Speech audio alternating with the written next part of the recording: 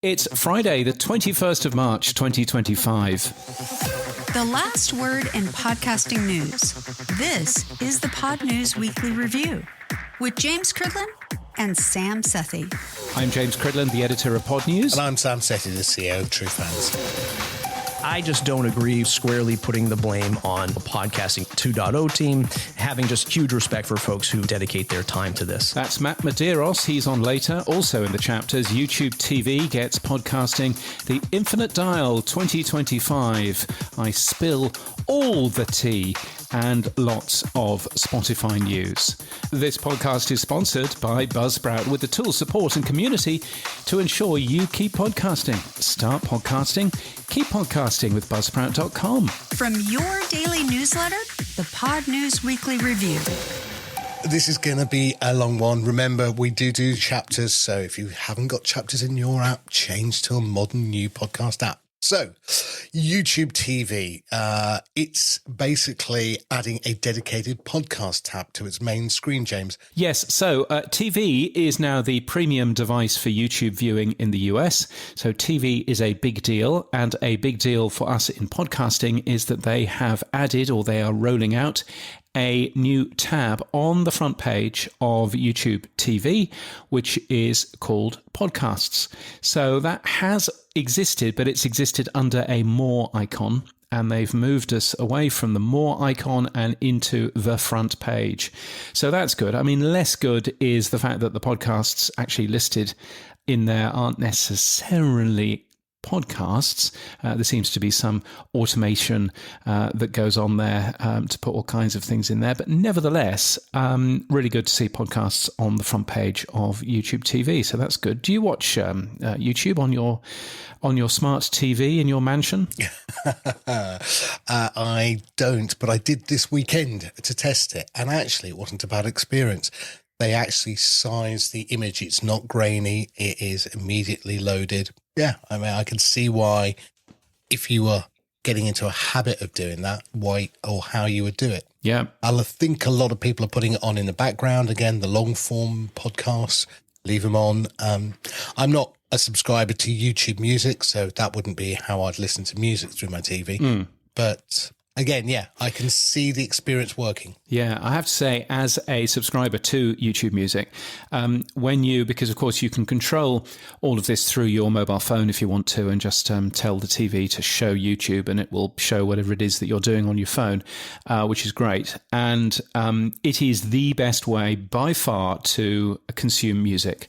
Spotify is okay, and it's got some playback stuff and all of that. YouTube, of course, it'll play you the video if it's got the music video. So automatically, you don't have to press any magic buttons, and so it works fantastically in that way. But yes, no, it's a good thing. YouTube, clearly, as we've heard from the Infinite Dial, doing really well, and so from that point of view, more YouTube podcasts, in inverted commas. So hooray. Does this generate the need to have more video with podcasts? I mean, I don't want to do video, but, we are seeing a trend towards it. Does the fact that the generic word podcasts now appear on the home screen mean that actually there is more benefit in having a video with your podcast, because people can then watch you on the big screen? Yeah, you could argue that that's the case. And certainly, I mean, it seems that podcasts that are in their system but that are just a graphic don't seem to do very well.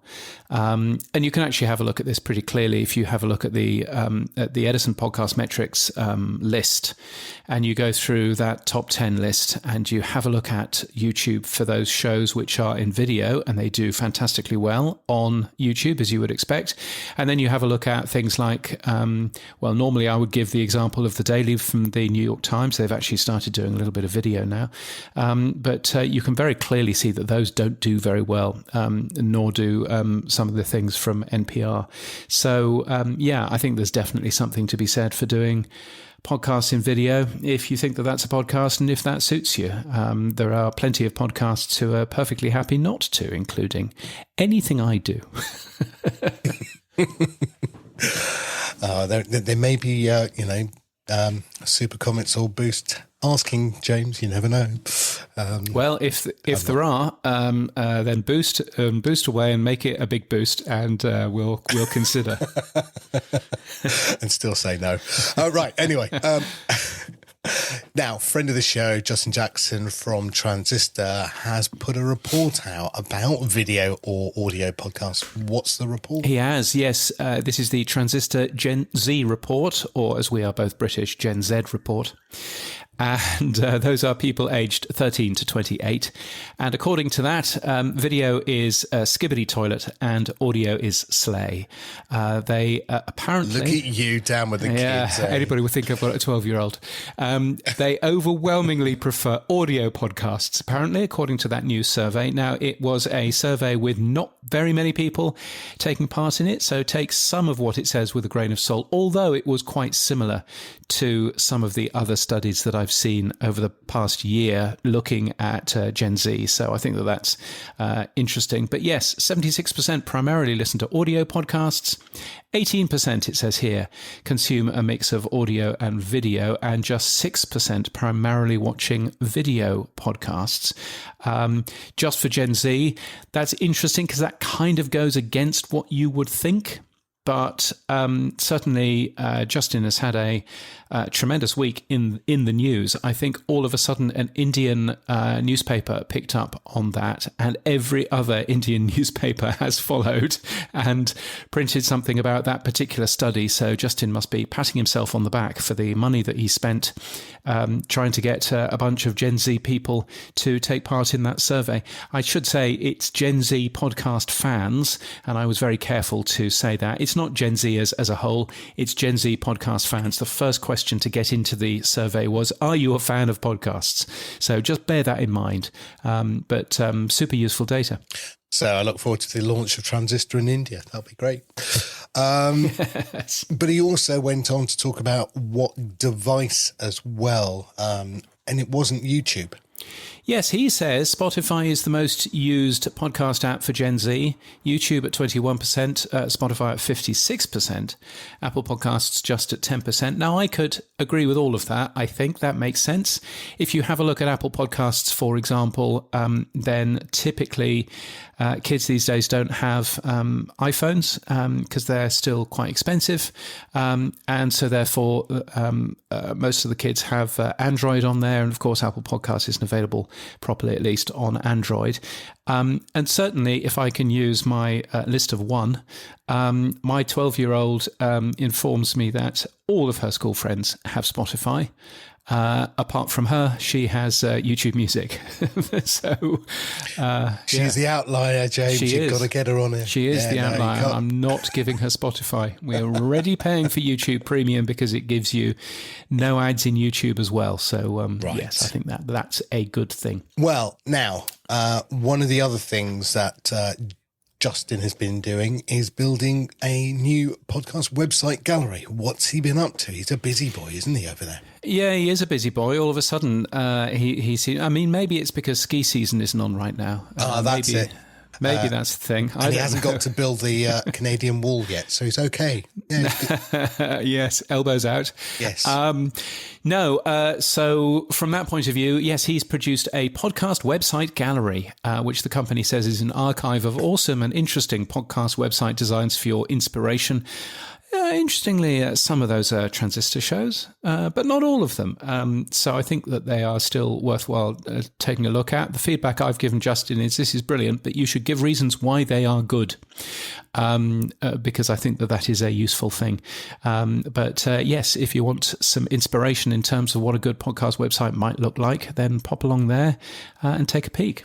Yeah, Justin kindly said it was because of what we'd been talking about, how a meta page of websites provided by the host themselves would make a lot of sense as a landing page. Now, James, yesterday you were a very busy boy. The reason you were a very busy boy, you were co-hosting the Infinite Dial 2025. So the Infinite Dial itself, please tell me what it is and then tell me what they said. Yes, so the Infinite Dial is a study that Edison Research have run in the US and in other countries. In the US, it is a really, really old piece of research. It has existed for a long, long, long time. And that means that in terms of trends, that's super useful. So one of the first slides that we showed in the Infinite Dial, for example, was smartphone ownership.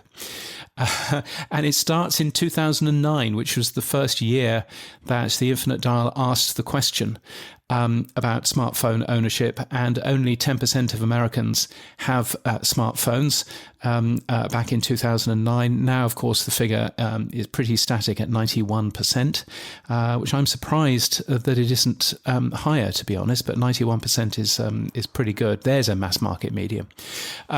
So the Infinite Dial has been going for a long, long time. And one of the questions that it started asking, of course, a long, long time ago was about podcasting. In fact, they started asking this question in 2006. Did you know what a podcast was? And do you listen to a podcast? So in 2006, 22% of the US population did know what a podcast was. That figure is now 85%. But also, ever listened to a podcast? Well, in 2006, ever listened was 11% of all US adults. That figure, as you would have heard if you were taking part in the webinar on Thursday afternoon, that figure is now 70% of the US population listening to a podcast. So that is brilliant. But as you will also have heard, the phrase listened to is not that handy, given that, of course, we're now talking about video. And so the first question that they have added this year was, have you listened to a podcast, but also have you watched a podcast?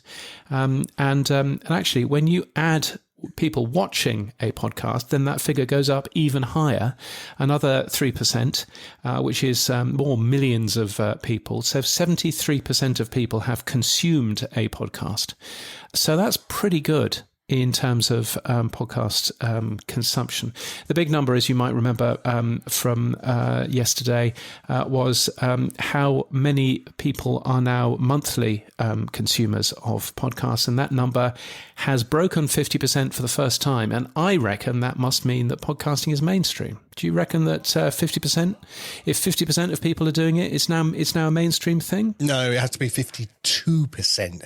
Clearly, every election is, when we have... here we go. So 52% is mainstream. I'm sorry, you're not quite there yet.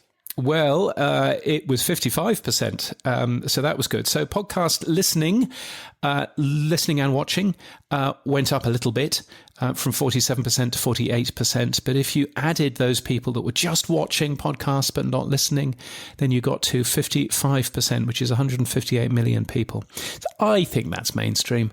So hurrah. Okay. As I said, go podcasting. I'm sure that Adam found that absolutely hilarious. No, it was really good fun to take part in the middle of the night here. So yes, all good news, I think. So overall, where do you give a scorecard to what's going on? What does the Infinite Dial, I suppose, give a scorecard to what's going on? Yeah. So, I mean, overall, the takeaways were the podcast consumption is at an all-time high, as you would expect, of course. Audio consumption continues to grow, but podcasts using video are attracting more podcast consumers to the medium. Online audio adoption is at an all-time high. That includes things like Spotify, but also things like streaming radio and that sort of thing. And then the stuff around social media. The social media stuff was, Mastodon did not do very well. 1% of people in the US use Mastodon. I mean, that's still a lot of people, but it's not very high. Yes. Now, a friend of the show, Rocky Thomas, who is at Soundstack they've been working with Edison as well. What have they been doing? They have been. They have launched in fact, Edison has had a really busy week because they've launched a download metrics service. So they already produced this Edison Podcast Metrics Survey, which is a really useful survey, but that's not as useful as it could be perhaps for smaller and short-run shows. So what they've done is they've produced a download metrics service using SoundStack, the Solutions IAB version 2.2 compliant, and it just adds the numbers in. What Edison Podcast Metrics could say is you're about as big as Joe Rogan, or you're about as big as Smartless. But what Edison Podcast Metrics by themselves couldn't say is how many downloads you've got. The more people, of course, that tie in with this download metrics service, you can actually see that data in there. So they've been busy in terms of that, and also launching their fandom stuff as well. There's been a whole bunch of information about fandom, which they're going to be talking about at Evolutions in a couple of weeks' time. And so, gosh, it's been a busy week for Edison Research. That word is becoming more and more common. I find it really grating. I use it within TrueFan, so don't get me wrong. Yes, sorry, what's the name of your product? Yeah, I know. And I don't know why.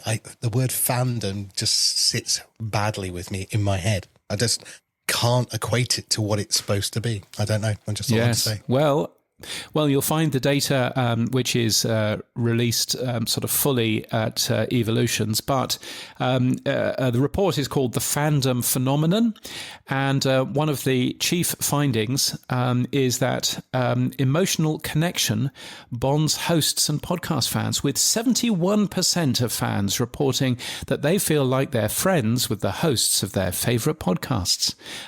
Isn't that nice? Well, Alberto calls it parasocial, and many other people begin to call that as well. The ability to bond with your host because you feel like you know them better, whereas the host doesn't really know the fan very well. Well, yes. No, interesting stuff. So more information there from Edison Research at Evolutions. It was a piece of work that they did with Wondery and with Dentsu, the big advertising company. There is a quote in that press release from somebody with the excellent name of Jennifer Hungerbuehler. Yes. Hungerbuehler. Yes, there you go. So watch out for that at Evolutions in Chicago if you're going. Moving on. A few weeks ago, we talked about a new VP role that was available at Spotify, VP of AI. This week, James, they've announced an update to their DJ, their audio DJ, which was a basic function before, but now you'll be able to press a button on your Spotify. Well, you won't because you don't have Spotify Pro, but other people at school will be able to press their button. You've got the ability to now talk to DJ X English only, and that you'll be able to ask for the tracks or ask for a genre. So it's an interface, an AI interface, an agentic interface, which is the term that everyone's beginning to talk about. Agentic. Yes. Gosh. This is the new Web 4.0 terminology. But I think it's very cool. I've been playing with it, and it is very useful, actually, to be able to say, oh, yeah, play me some David Bowie, play me some Paul Weller, whatever, and then you get, or it'll just go back to your playlist and start playing stuff. And it's actually great for serendipity. Being able to go, oh yeah, God, I haven't heard the Counting Crows in ages, or I haven't heard X track like Vertical Horizon, and you go, wow, thank you, and it is a great way. But I think music's different to podcasting because I love listening to old music or new music, and you can get a feeling or an emotion to it. I don't think listening back to this podcast back in 2023, an episode is going to be an emotional feeling. No, and I agree. I think definitely music evokes emotion of time and place. So yeah, absolutely. Although I have to say, I did feel incredibly nostalgic when I went back and listened to a couple of CNET Buzz Out Loud shows, which was a podcast that I was listening to in 2004, 2005. It's Friday, March 14th. 2008, Happy Pi Day. And I went back to listen to some of those, and I thought, wow, this is something else. But yes, it's an interesting plan. I have met DJX. He's a real person, and he's very nice. So there you go. Yeah, Spotify said they are going to let you know that you're talking to an AI, but they will be storing and analysing your voice requests to make improvements, they say. Now, this is similar to March the 28th. You don't have Alexas in your house, do you? You have Google. Yes. Yes, but Alexa's going to do the same thing, isn't it? Yes. Yeah, they're going to now stop local processing. It's all going to go back up into the cloud. So, yeah. Yes. Just be aware your voice will be travelling. Now, the reason I mentioned this was because I did think there will be at some point an element where the agentic AI interface is used for podcasting. I'm, as I said last week, and I won't be talking much more about it, looking at it for true fans, but I'll leave that there. We do have enough data. Well, yeah, this is going to link into something that Tom Webster was talking about, which we'll talk about in a minute. But so you might say, hey, whatever, DJX, it wouldn't be called that, but hey, Mayo, or whatever it would be called, play me my latest podcast, or it might tell you there's 3 comments waiting for you, or there's a new event that you might be interested in, or whatever. I think we are moving to that. It's too early yet, but I think it's worth looking at as a UI and an interface to the way that we get information. Yeah, exactly. And I think, we should come back to user interface and that sort of thing when we start talking about what Tom Webster ended up saying. Spotify also launched a new publishing program for independent authors as well, allowing independent authors to submit short-form stories for audio creation. That was another thing from The Infinite Dial, which I found really interesting. So if you've not yet seen The Infinite Dial, let me tee this up for you. If you remember, right at the end of November 2023, Spotify ended up giving everyone with Spotify Premium a free audiobook. If you kind of remember, I think they give you 10 hours, don't they? Something like that, 15 hours worth free. Yeah. So that's essentially a free book every single month. So every single Spotify Premium user has a free book. Amazon now does the same thing. So if you are a subscriber to Amazon Music, all 3 of you, then you too can get a free book from Audible every single month as well. So I was really interested in seeing from The Infinite Dial that audiobook listening in the last year has gone down 2% from 38 to 36%. Why is that? I am actually not surprised. I am not surprised. Well, I've been a member of Audible for, I don't know, decades it feels like, but at least a decade, let's say. And through my Amazon Prime account, I buy credits, and I love listening to books. We've talked about this on this show here. Indeed, yes, because you can't read. You're like Donald Trump. Yeah, it's like Donald. Big words, can't hear. But the thing about it, what's interesting is my attention has been drifted more to listen to podcasts than it has to audiobooks now, because I actually find most audiobooks, and nearly all books, right, you could summarize the book down to probably 10 minutes and get everything you needed to know in that book. But because you need to sell 300 pages, you waffle and bloat it out. Oh, and yes. I think audiobooks are just bloated podcasts, right? So there are audiobook summaries, but I still listen to them at the weekend because that's the only time I can get time to actually concentrate and have a book, because it takes so long to read or listen to. Whereas I think my time available now has gone down for listening to audiobooks because I listen to more podcasts. And I completely agree that a lot of the books that I read are basically filled with stuff. Would you like to hear my review of Seth Godin's Poke the Box book from April 2011? Yes, please. This is my review. I've worked out what Seth Godin does, and it's very simple. He takes one valid and interesting thought and writes it in lots of different ways to fill a book. What Seth has done in this book, I discover, is that he's had one idea and expanded on it repeatedly to make a book out of it. Seth's a clever man because essentially this book is full of one concept which he's phrased and paraphrased over and over again to comfortably fill quite a lot of pages. What's kind of happened here, you'll discover, is that Mr. Godin has suddenly woken up and thought, goodness, if I just write the same thing over and over again but slightly differently for a number of different chapters, then I'll manage to complete a book and then I can sell it. As a concept of a book, this is pretty clever. Seth Godin has come up with one central tenet and discussed it in quite a circumlocutory way over a considerable amount of paragraphs, etc. Yes. That is exactly it. Yes. Anyway, and so I can see why audiobook consumption is dropping, because people really don't want to have bloated, long-winded books when they can get that summarized very correct. Quickly. Yes, correct. Absolutely. Now, here's something from Spotify again. Sorry, we should have had that jingle in at some point. Oh, yeah. James. Shall we play it now? We're sorry, but now it's time for more news about Spotify on the Pod News Weekly Review. Oh, good. Oh, that's better. Oh, that's better. Yes. Yes, the Spotify warnings. Now, they're coming up with something called Spotify mashups, and then they are going to really, really, really annoy music artists further.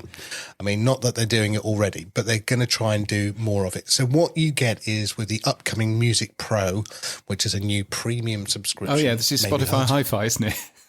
Yes, I'm just about to say, finally. Yeah. What they're sneaking in under the door is the ability, allegedly, and because we haven't seen it yet, of you being able to take multiple tracks and smash them together and create a new one using AI. Yeah. Now, that in itself is not new. There are many apps you can get off various app stores that will do that for you. TikTok does a lot of it. But the question here is, who owns the rights to a Spotify mashup? Who's going to get paid for it? When you take two original songs, what will the artist think? Do the artists have to opt in or opt out? And it often lacks any sort of resources for independent artists to stop this. I think it's like David and Goliath, and poor little independent music artists are not going to be able to stop the Goliath of Spotify from doing this. What do you think, James? Yeah, it's really interesting, isn't it? I mean, somebody who would have an opinion would be a friend of the show, Will Page, who doubtless would jump in and give all kinds of erudite opinion in a Scottish accent. But from my point of view, I mean, that sounds really interesting. Does that mean that people will earn less money? Does that actually mean that people will earn more money because it counts as a play for both of the songs? I don't know. So you've got all of that. I mean, I remember that there was a radio station that started broadcasting about 15 years or so ago. And its idea was that it will play twice the amount of songs as every other radio stations. And the way that it would do that is it would edit the songs down. And so instead of a song having 3 verses and a chorus, a song would have 1 verse and a chorus. A song would be much, much shorter. So you could essentially get 24, 25 songs an hour instead of about 12 or 13. And as a programming tool, that was amazing because it meant that you would hear much more of your favourite songs. But the artists absolutely hated it. And there was a big, big kickback by the Canadian artists who basically said, no, you are absolutely not allowed to do that with any of my songs. Not knowing, of course, that broadcast radio edits songs anyway. I think the worry I have here, and look, this is all music related, but let me bring it back to podcasting for a minute. And I think it's something that's happening to you, James, as well. So what if I wanted to take a snippet of this show, a snippet of another show, a snippet of a third show, smash it all together, use an AI voice, and then put it out as an RSS feed? Where's the law going to stand then? Well, yes, exactly. And I mean, it's not just something that might happen in the future. It's something that is happening right now. Don't know if you heard Satya Nadella, the big boss of Microsoft, he ended up saying this in a podcast just last week. The best way for me to consume podcasts is not to actually go listen to it, but to have a conversation with the transcript on my commute using my Copilot. It is more convenient because of the modality, the fact that I can speak to it, I can interrupt it. Yeah, and if I can interrupt him, Yes. then I mean, that is that not a kind of stealing? I mean, you know, if you're just having a conversation with a transcript of a podcast, you've stripped all the ads out, you've stripped all of the value for value call outs from it. You know, is it basically helping yourself to the food but leaving the jar in the supermarket? Possibly, but I think we just talked about audiobooks being bloaty. We talked about people being time efficient. We talked about Spotify's agentic AI interface. Well, what he's doing is using Copilot, which is Microsoft's agentic interface, fundamentally to have a conversation. Is it more efficient? Possibly. Is it actually better for you than hearing the actual people speak?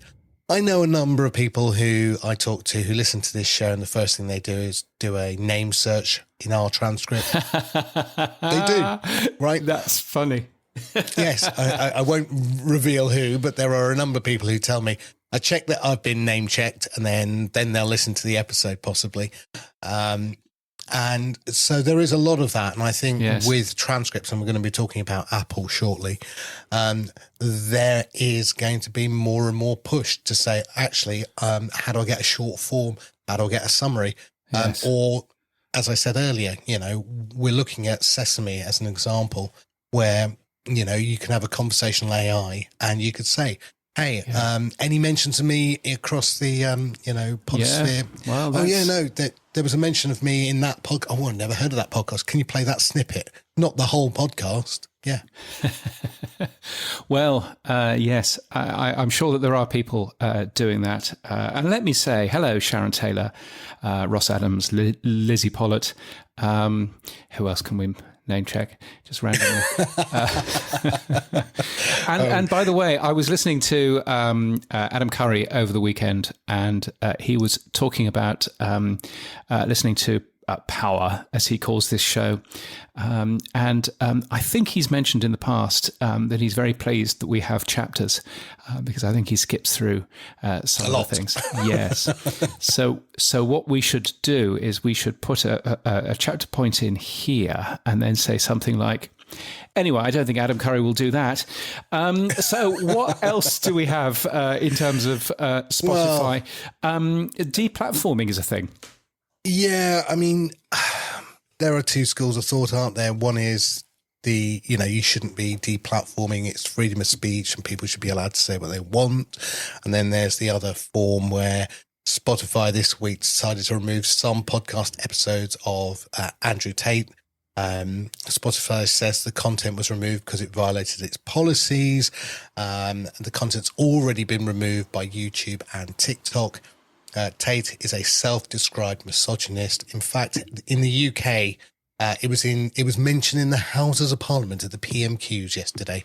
There's a new show called Adolescence that's sort of really hit the zeitgeist at the moment in the UK. It's about what they call incels, boys who are very insular and celibate, who play games, watch porn, and have never interacted with a female, and they're just taking in all the Jordan Petersons, the Andrew Tate stuff, and women are awful, people of color are awful. It's all the white power stuff, and you are seeing a generation of young men who that is their role model, and the question is, do you deplatform somebody like that?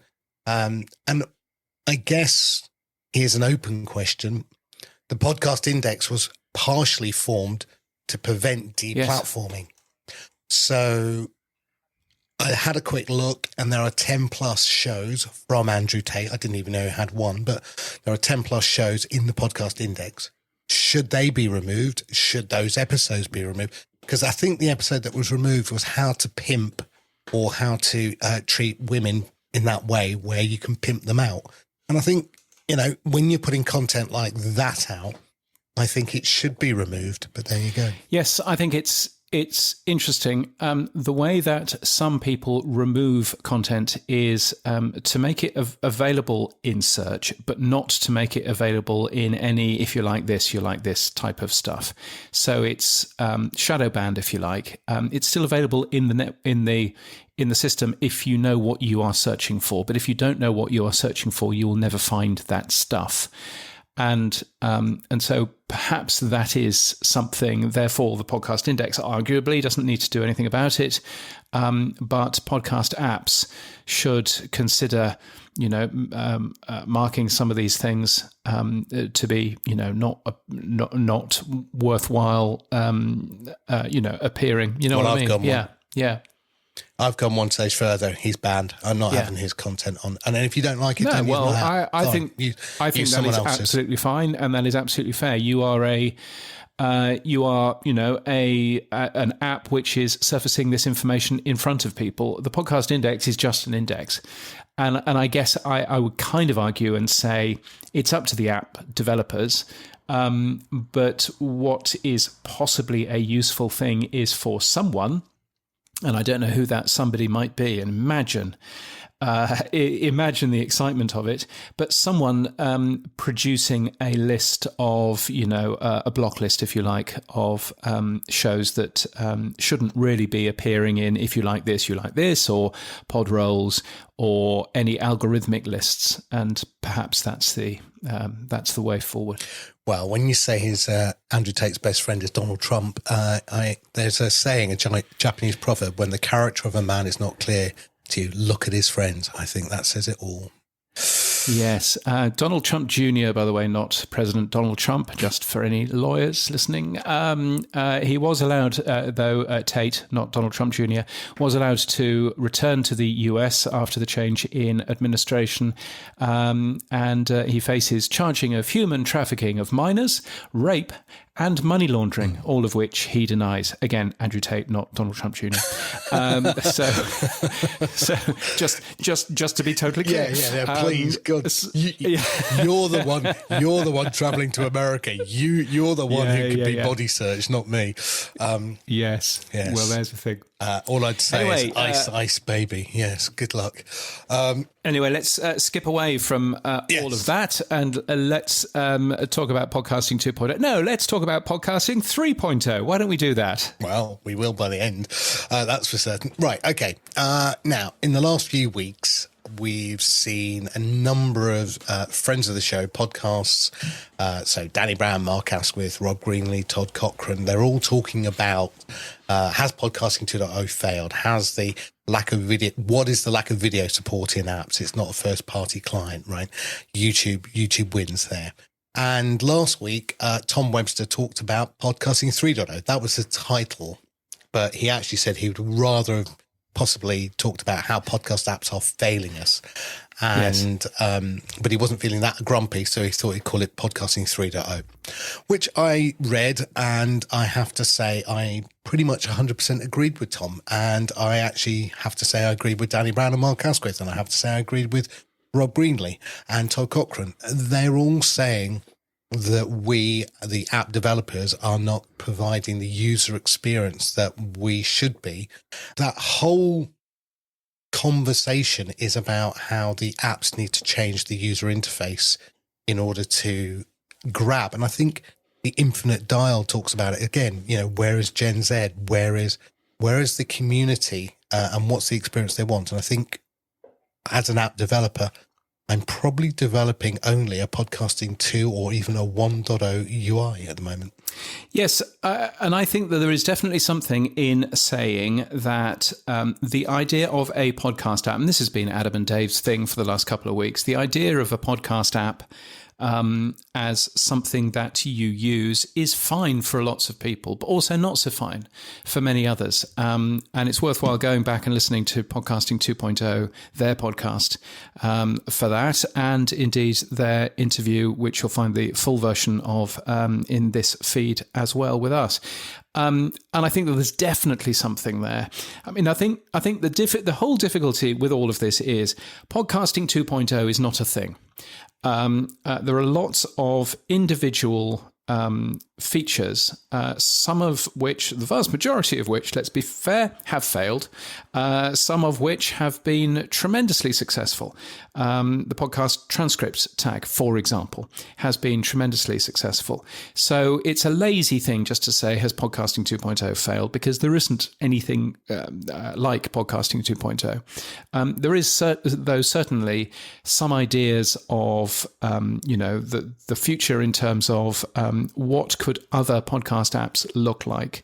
Now, Tom Webster, in his article and indeed in his podcast, ended up saying, the good news, I believe, is that a lot of these things can be accomplished by AI without having to overhaul RSS. Now, I would potentially say, yes, AI certainly has a part to play, but have you seen the RSS feeds from many podcasters recently? Because the RSS feeds are not great, and they do not have great content in them to help the AI agents. The example that I always give is the Joe Rogan podcast, one of the biggest podcasts in the world. But if you go and have a look at the description for that show, then you get absolutely nothing which is of any use to anybody. Literally, the only thing it says is the official podcast of comedian Joe Rogan. That is the full thing that would appear in any podcast app. And so how you can make a entertain me button, as I'm going to call it, I think Tom calls it something different, but how you can make the entertain me button from information from publishers, which is that weak, that poor, is really interesting. So I'd love to sit down with Tom and see, well, what can we do here? Is there something that we can take and work out and make, work a little bit more? I looked at what Tom said, and initially when I got pointed to the article, I was like, okay, I'm going to go in all guns blazing. I'm going to protect the Podcasting 2.0 community. This is not fair, right? Anyway, yeah. As somebody who's building an app and who's betting my future on what podcasting is going to be doing, then I was like, don't have a knock at it. And then I read everything and I went, yeah, you're right, Tom. You are so right. The way that we do things, and again, when I heard Rob Greenlee talk about how the apps, if it's a video podcast, we don't make that front and center. Yeah. We make it a secondary 2 clicks, 3 clicks before you can watch the video. And I'm like, yeah, you're right. Actually, I can't knock it. I do have though. I actually wrote.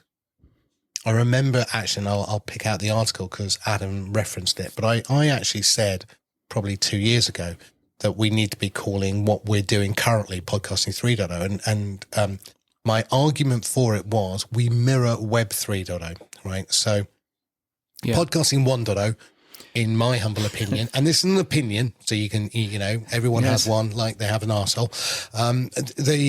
You can edit that out later. But the point was Podcasting 1.0 in my head was when Adam Curry and Dave Weiner added the enclosure to RSS 2.0. Yeah. Fine, that's Podcasting 1.0. Podcasting 2.0 was when Adam and Dave Jones came back and started to add some of the namespace. But podcasting itself was in the Web 2.0 paradigm. We were DAI-driven, ad-supported. The user wasn't part of the conversation particularly, and it was all about centralization. And the centralization we're still seeing Spotify, Apple, YouTube. It's all around those big behemoths like we have Facebook and Twitter. So that's my head. Podcasting 2.0 has that similar paradigm to Web 2.0. But Web 3.0, the characteristics of it are decentralized, data ownership, monetization, Bitcoin, and blockchain. Those are the things that people talk about as characteristics of Web 3.0. Now you look at podcasting where we are today, I think podcasting is a brilliant example of a Web 3.0 app where RSS is data ownership. We have data portability. I can move to any host or any app. I have monetization coming in. It's early, we know, but micropayments. We have open standards. I think I would like to get podcasting 3.0 out as a name, Tom as well. And by the way, Tom is absolutely not saying that. I don't want, as in do not want, to brand this as podcasting 3.0. But anyway, yes, go on. Okay, he's not. Well, I am then. And this is my argument. We have created an elephant, and it's a massive elephant of 27 tags. No wonder people are overwhelmed by what the hell's going on. Yes. No wonder people can't get their head around it. There's a famous parable, a Buddhist parable, of 4 blind men feeding an elephant, and each one thinks they've got something different, but they can't see the bigger picture. And I think that's where we are. You know, we're saying, oh yes, you've got to add transcripts, chapters, alternative closures, medium, value time splits, micropayments, lit, live. Why aren't you doing it, host? Why aren't you doing it? And they're going, I don't know, which bit do we break off first? Why do we? Yes. And then the customers go, I haven't a clue. It's so much. It's overwhelming. You know what? Screw it. I'm just going to go and play with Spotify or YouTube because it's easy. Yes.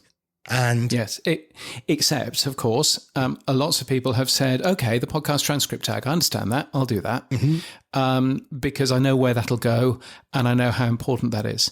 And I hope that we end up in a position where we have a few tags, and I would suggest the podcast transcript tag, the funding tag, because that's massively important, and it's kind of seen as a bit old-fashioned and rubbish by most podcast apps, and I wish it wasn't. Thirdly, the podcast location tag, which I think has real opportunity there, and potentially even the follow tag, which is something new that Nathan has been working on, which actually helps you link to other places. Useless for an app like TrueFans, but super useful for being able to link to an app from, to a podcast from elsewhere. If you were to look at 4 tags that had, approaching mainstream, so more than 50% take up, I think that would be pretty good. I think the closest that we've had is, for self-preservatory reasons, we've had a lot of podcast hosts implementing the totally useless, not fit for purpose podcast lock tag. And we've seen all of that. And then everybody has gone, well, what the hell is the point of that? What a waste of time this whole podcasting 2.0 is. So I wish that we could just focus on a few of these tags, get them over the road so that we can actually see the real benefit out of that. And then we can continue moving on. Podroll is a wonderful thing. All of these, then we can actually move on. But that's kind of where we are, I think, at the moment. Well, with my marketing hat on from my past, I say we need to break the elephant into smaller parts so that people can see achievement and success. So, and I think that's what I'm saying is to break it into, okay, just focus on these 4 tags. That's what the podcasting standards set of people were supposed to be doing. Here is a subset of those tags that we are all going to support. But as we know, that's not really gone anywhere. But I do think that's where the future might end up being is to focus on some real obvious listener benefits from the new podcast namespace and focus on that. And, see if we can get the branding right, because the branding is all over the place. I heard the other week Adam Curry saying that that there's no such thing called Podcasting 2.0. They only named the podcast Podcasting 2.0 to piss off Dave Weiner. And I thought, well, had I known that, I wouldn't have bothered trying to make friends with Dave Weiner, would I? The whole thing, the whole thing seems a bit driven by ego, and I kind of wish it wasn't really. We are at a point at the moment, Sam, where we have a number of tags which are going into the next phase of the podcast namespace, but we don't have a suggested a suggested spec for any of those tags. We're linking to long, complicated discussions on GitHub, which are not a specification. Mm-hmm. It's just a long, random discussion with people agreeing and disagreeing and saying, well, have you thought about this? Have you thought about that? We're not at a point where we can actually agree on the spec for the new tags. But we seem to be, this seems to be how the thing works these days, is, we'll link to this complicated thing and you've got to sit there and read through all of the argument and work out whether or not, what the final spec might be. And at the end of the day, it's just a mess. It's a proper mess. So I do worry about the whole thing. So you're going to Chicago. I'm pretty sure that the group formerly known as the Podcast Standards Project will meet. Yes. I'm sure that there will be an announcement from that group of something. I'm not sure what. I did put my hand up to be an evangelist, but an evangelist with no funding and no, when I think it's a full-time role nearly, is useless. So I stepped back away from it. But that group should have had this role of marketing podcasting, and they could have broken it down into, what my suggestion was. Was break it down into smaller component parts so we can all win. So the success metric is, look, we've achieved all these tags. Now we're going to achieve the next ones. Equally, I think the consumer and companies like Wondery and companies like Persphonica and Goalhanger could then get their heads around it and then start to implement it. And then you could have case studies, success wins. But also the work that you and Daniel did on that website should have been part of the PSP. I think the person tag or the person taxonomy lives in a totally another group. Nobody has control over. I think Wavelake have got a music category list that no one's got control. All of this should be brought together and that should be marketed under one. So if I was to say to you, I want to use the terminology now, podcasting 3.0, who do I need to get the blessing from? Adam? Dave? I would hope genuinely, I would hope no one, because Web 3.0 is seen by most normal people out there as being full of charlatans, full of blockchain, which is somebody else's database, a slow database on somebody else's computer. Right. And Bitcoin, which, as we all know, is just a Ponzi scheme. It's not. But that's what most people think. There. Yeah, I wouldn't go anywhere near podcasting 3.0. I would go towards what are the features that we want to push, and how can we make podcasting better? And the brand comes at the end, but that's my personal opinion. Yeah. And Tom has said very clearly he do not want to call anything podcasting 3.0. See, I go the other way. People understood when we were talking about in the day HTML2 3.4.5. It was a shorthand for, there's a new version. Is there? Great. What's in it? What features are there? We do that with iPhone 15, 16, 17, right? It's a shorthand for people to understand there's been a step change.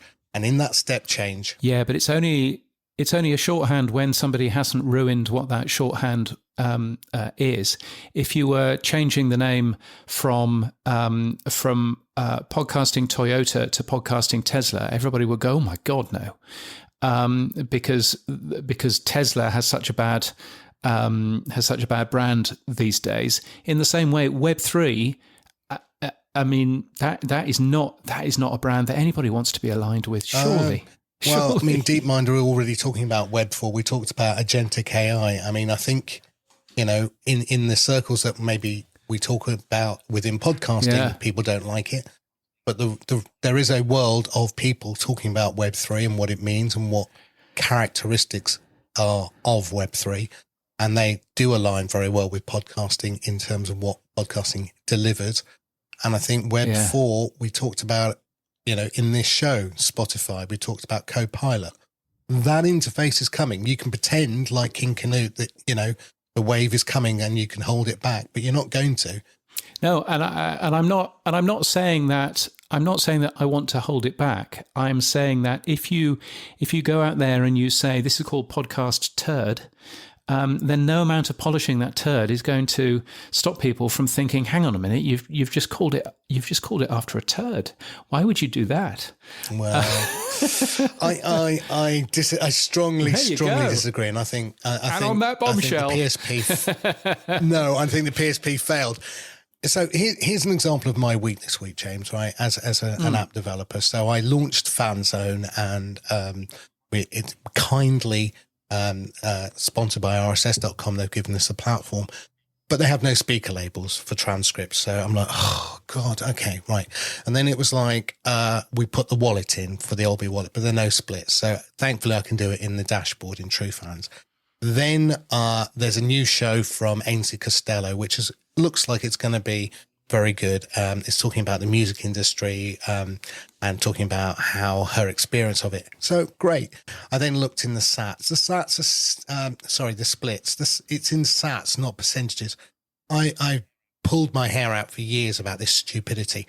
Oh yes, you can have 130% in the splits. And I'm like, does no one do maths anymore, right? I don't get it. I fundamentally do not get it. I'm not blaming RSS Blue, but they're following the spec, and the spec's wrong, in my opinion. And then Blueberry, we're pulling in the new media show. They support the alternative enclosure, but they don't add the MIME type. These are just examples of every host not implementing. I agree, things. And the way of fixing all of this is to have an individual feature champion for each of these things, so that when Blueberry produces an alternate enclosure incorrectly, then the alternate enclosure champion says to Todd, no, you've got this wrong. Or even better, Todd can actually talk to the alternate enclosure feature champion and say, have we got this right? Prior to actually sticking it live. And the same way goes for splits in wallets and all of the other stuff. There needs to be a point person for every single feature out there. And if no one wants to take responsibility for the features that they have, put in, and wants to, I mean, frankly, there should be a website for every single feature out there. This is how to do the podcast location tag. I mean, that's mine, so maybe I should do that. Yes. But you know what I mean? I thought you did with Daniel, right? That's yes. I mean, the starting point was there. The frustration with that site is that the only person that could update it was Daniel. So, right. So I pushed very hard to make it, a simple markdown document, but no, that was not what it turned out to be, which was a frustration, and it's why my name isn't on there anymore, because I can't do anything with it. So yeah, no, I mean, I think I think we've got all of that on one side. We've got all of the frustrations that individual companies aren't supporting these things properly. And then we've got on the other side the fact that actually, even if you give a lot of the podcasters the tools to do this stuff, they don't do it right either. And so you end up with, the Joe Rogan experience there of one line in a description, and that is supposed to be, the ideal. So we've got all of these problems. And, time was when whatever Apple would do, everybody followed. And so Apple would say, we don't want episode numbers in your titles, please, because that makes it really hard for voice assistants. It makes it really hard for lots of things. Please get your episode numbers out of the titles. And everybody went, okay, Apple, yes, sir. Now Apple's strength is so reduced that it can't actually do any of that. And some of the things it's done recently, we want a website for every single podcast which is out there. People have simply ignored because, it's only Apple and it's only 10%. We don't care. And so we actually don't have anybody in that leadership position for the technology of podcasting anymore. Again, arguably, that might be something that the IAB should be doing, but it certainly isn't.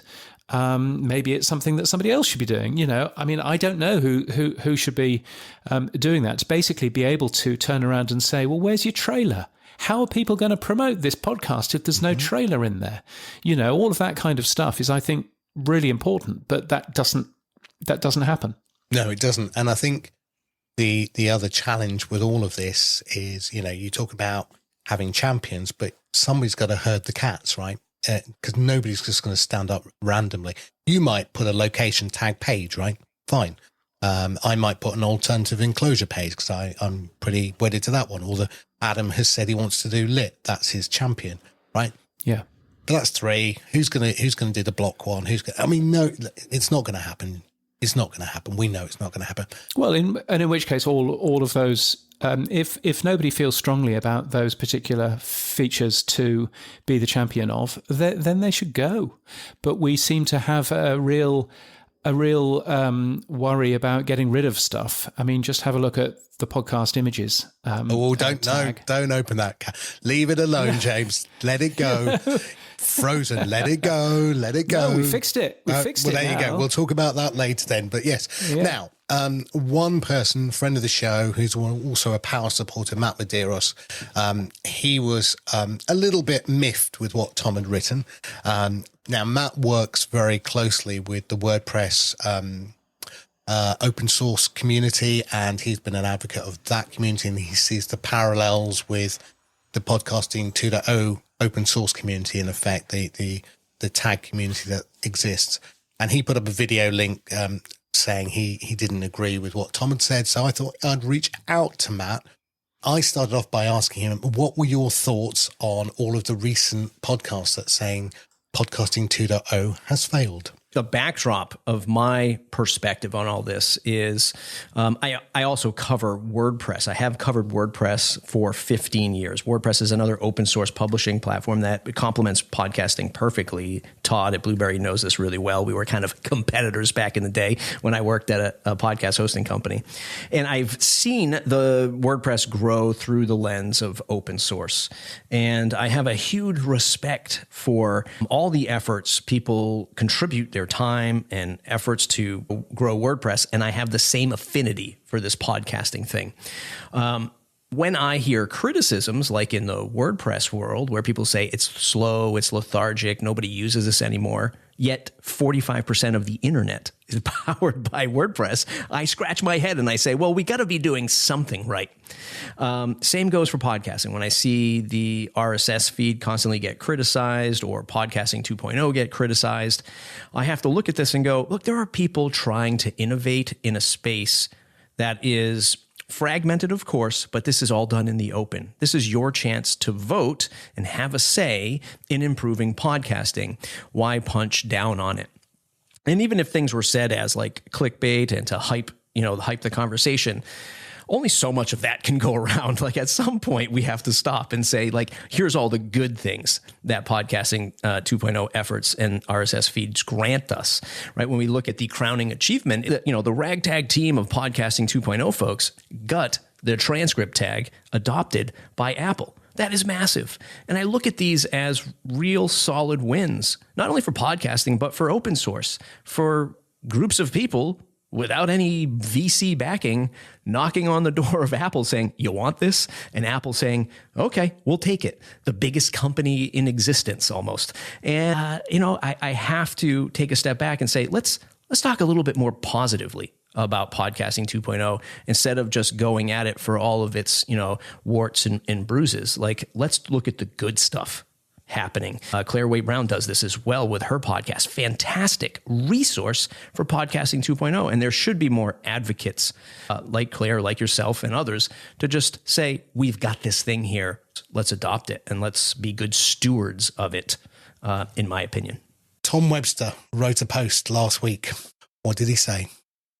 Yeah, so there was a lot of criticism, and I took it as criticism because I was under the weight of all of Podcasting 2.0 criticism, right? And the headline, Podcasting 3.0, was something that just kind of, I guess, sparked me to write a blog post and make a video. And I agree with a lot of what Tom said, especially with his recent article that he put out today. But the criticism for apps is certainly just. And I look at this as criticism all around. I worked 3 years at a podcast hosting company as I was the advocate for Podcasting 2.0, and this is not easy, right? Hosts have to do their part. Apps have to do their part. The podcasters have to do their part in convincing listeners to do it. And at the end of the day, the listener has to want to engage in all this cool stuff that we're putting together. But I just don't agree squarely putting the blame on the Podcasting 2.0 team. And again, having just huge respect for folks who dedicate their time to this. Is the listener experience getting better for podcasting? Like you said, I think a lot of us drink our own Kool-Aid. Probably not as much as we want it to be. Are we under the gun against YouTube and Spotify? Absolutely. Is it hard to put audio up against this behemoth video social platform that is YouTube? Yes, these are challenging times for podcasting, but I believe that preserving all things open podcasting is important to humanity. And I think for publishers, it is at the very least a thread of insurance to say, well, if YouTube changes the algorithm, if Spotify changes the algorithm, if some other player comes into the game and they're trying to do a walled garden, you always have your fundamental base of audio RSS or your blog with written words of content to fall back on as your foundation. So it's a long way of getting at, I don't think Tom was completely off base. He is steeped into this industry further than I am. He is an award winner and I am not. So I have a high respect for his point of view. I am just coming from this as like, let's not beat up the Podcasting 2.0 efforts. Let's try to find the parts where we can make it shine and adopt that as tech providers, hosts, apps, and advocates. So I think when Tom Webster said two things, one was, where is Podcasting 3.0? I wanted to ask, what does that mean? And then the other one was he talked about it being rudderless and tillerless. What do you think he meant by that first? Yeah, I mean, once again, it was a little disheartening for me to, read those words, but then also I got the double take of Adam and Dave sort of almost agreeing with that thread of thought. And, I sort of lost a little bit of air in my chest because I was like, man, once again, like you guys have been doing an amazing job. And, I won't belabor this, but like just a huge amounts of respect for both sides, but especially those who have, committed the time to Podcasting 2.0. And yeah, when I look at, again, if you look at WordPress as an open source movement, and I look at what I've been in for the last 15 to nearly 20 years, yes, there are more community. First of all, it's a much bigger community, right? You're talking about 40,000 people in Slack that are, interested in committing to WordPress, never mind the hundreds of thousands of people who develop for it, right? So huge community. And yes, there are regular meetings. Like we have the Friday afternoon show as like the air quotes boardroom as the only official meeting that I see. Could it be more organized? Yes. What I know is that open source is slow and messy. And, it's a snowball effect. As it rolls down the mountain, it gets a little bit bigger and a little bit bigger. And it's just going to take time for that to grow. And, it's unfortunate that I feel like now both sides feel like, there's nothing really here. It's just a little experiment that we're all doing. I wish it wasn't. I wish there was more organization around it. I know Adam and Dave just don't have the time nor want to be in that direction. Hosts, when I was at my time at a hosting company, hosts would be perfect to get together and try to get some momentum going around this so that there can be quarterly meetings, some kind of in-public meeting that breaks down the different 2.0 tags that are being adopted. Once again, I look at, if you were to buy an account from GoDaddy, you're going to get WordPress one way versus a Bluehost. You're going to get WordPress one way. It's still WordPress at the core, but this open source framework allows them to build their own experiences. And I hope that's what that hosts will do and apps will do in a more joint effort. So I guess at the end of the day, as the dust settles from this, it sounds like, it is slightly rudderless, though I hope for a future where it does get a little bit more organized, much to the corporate chagrin of Podcasting 2.0, I guess. Tom Webster said it very well. Podcasting 2.0 apps have failed because as an app developer, we are not gaining market share in the way that Spotify and YouTube are doing it. And so therefore are all of our efforts leading to nothing. I'm not a developer, but I have a chatbot that tells me I am. And I certainly wouldn't want to debate Tom Webster on his knowledge in, like, let's say the ad tech industry or the ad industry for podcasting. But I see a world, where I hear Todd talk about, well, we have a way to look at, let's say, completion rate of episode listening with chapters, right? Let's say we got the chapter tag. And maybe why I'm so critical, or what made me critical of Tom's post, was I would love to see Tom, and maybe he is, and I just don't know it, like advocate for, okay, ad platforms or large publishers, like, we've got this chapter thing over here. And see down there in Podcasting 2.0, there's this tag called chapters. We can tie up a way of reporting on completion rate by just leveraging, let's say, this chapter tag. You complete the chapter, we know you've made it XYZ percent through the episode. And by the way, chapters, we can display an ad or something like that, an impression for your brand. I would love to see those efforts tied in. Now, that would also mean that Tom would come with some data or some feedback from big ad tech. And that means the folks in the Podcasting 2.0 world would have to look at that and say, okay, critical feedback, let's adopt it. Let's think about it. Let's not shun it away because it came from, Amazon or some, big publisher that we don't like to, align with. Let's look at it respectively, just like Tom's respecting the Podcast 2.0 tags. I would love to see that world where, Tom is that conduit to ad tech and advertisers out there and leverage some of this technology so that we can see something happen, in that space. Matt Medeiros, thank you so much. Thank you for coming on and sharing your thoughts with us. Podcasting 2.0, 3.0, 4.0 is not going to die. And there are too many good people behind it. But I do think it's not going to go as fast or as far as people think. And it may take a little time for the tortoise to catch up to the hare. But when it does, look out, hare, we're going to win. I agree, Sam. The excellent Matt Medeiros, and you can hear more of that interview in Monday's Pod News Weekly review feed. So, where are we? Good news from Apple, just to round off with some good news, because we should probably round off with some good news. Apple announced podcast transcriptions just over a year ago, the beginning of March last year. The good news from them is that they have finally managed to complete creating transcripts for all previously published episodes. So that's 13 supported languages, more than 100 million episodes in Apple Podcasts that all have transcripts now available, which is super good.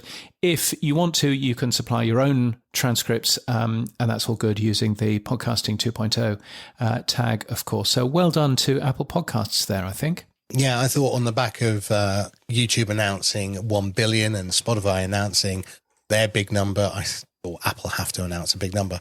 I thought they were going to announce 100 million subscriptions. No, it was transcriptions. But anyway, nice that they've done it. What are they going to do with it all, James? What are they going to do with their data? Good question. So one thing that you can do with your data yourself is you can download your transcript from Apple, which is good, which Apple has always made available. So that's a good start. I'm imagining that they will use that to do a bit of training of their internal AI tools, and why not? It reminds me, trying to think whether or not Apple's terms and conditions actually were explicit about that. Or what they were actually using that for, but certainly transcripts have been in Apple's terms and conditions for some time now. As, by the way, they are in Spotify, even though Spotify aren't making any yet. So that's all good, I think. So yes, it'll be interesting to see if they actually do anything more, with those tools, I guess. Now, another company that's also focusing on transcripts is Pocket Casts. What are they up to, James? Pocket Casts, well, they're up to a few things. Firstly, they appear to be considering generating its own transcripts for its app. If you look at the next version of the app, that includes something which they have called a remote feature flag for generated transcripts. Now, typically what a remote feature flag is it's something that they can turn on at a later date. When they are ready to launch a particular, tool or whatever, and so maybe they are warming up a ton of computers to produce a whole set of transcripts as well. Who knows? Of course, Pocket Casts is another podcast app that supports the Podcasting 2.0 podcast transcripts service. So, so that might be a thing. Right, James, let's whiz around the word rapidly. What's going on in the US? No, just in podcasting terms, nothing else. I don't want to know. Yes, just in podcasting terms. The power of branded podcasts is a thing that Jar Audio and Sounds Profitable released a couple of weeks ago. It's a good piece of research. 43% of Americans aged over 18 would likely listen to a podcast about a favorite brand or product, according to the study. And there's a ton more data there. If you make branded podcasts, then this essentially is your next 6 months worth of marketing. So go and grab that. In the UK, interestingly, one podcaster has got very upset to the Daily Mail about the fact that Michelle Obama has apparently stolen the name of his podcast. Not really, but the podcast, his podcast is called In My Opinion.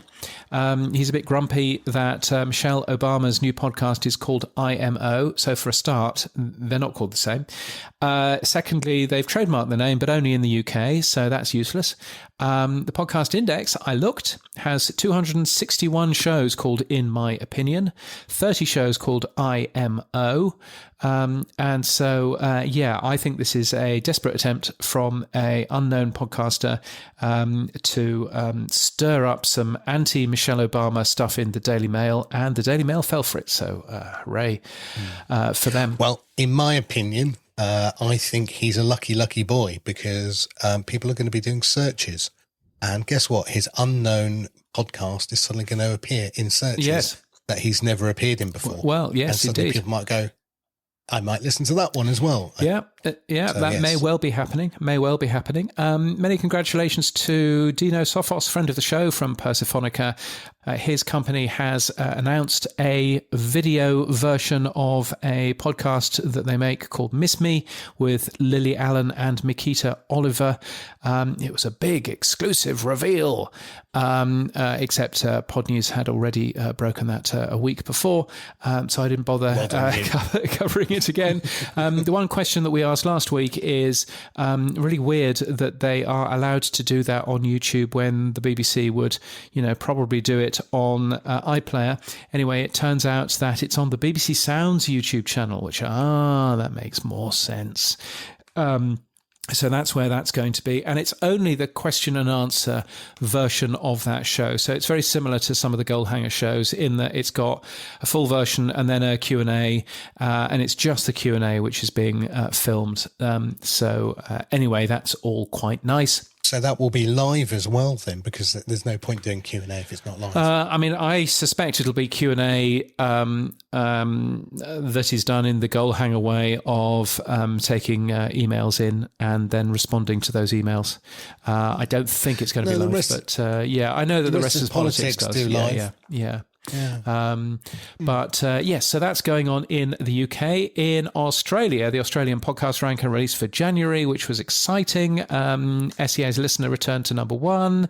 ARN's iHeart is top publisher. If you look at top downloads, then the ABC is number 1. So everybody wins. The data. So normally I normally wouldn't be bothered with these things because nothing changes, but you have a bit that says 2 significant changes. And I thought, okay, what's the significant changes? Oh, you want those, do you? Okay, well, I'll tell you those.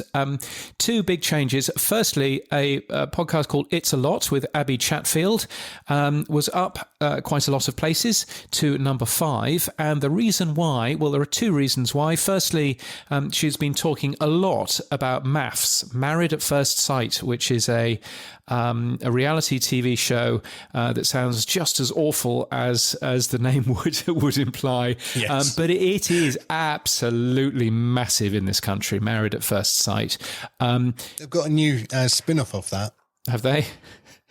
Yeah, Divorced on the Second Bloody Day. Yes.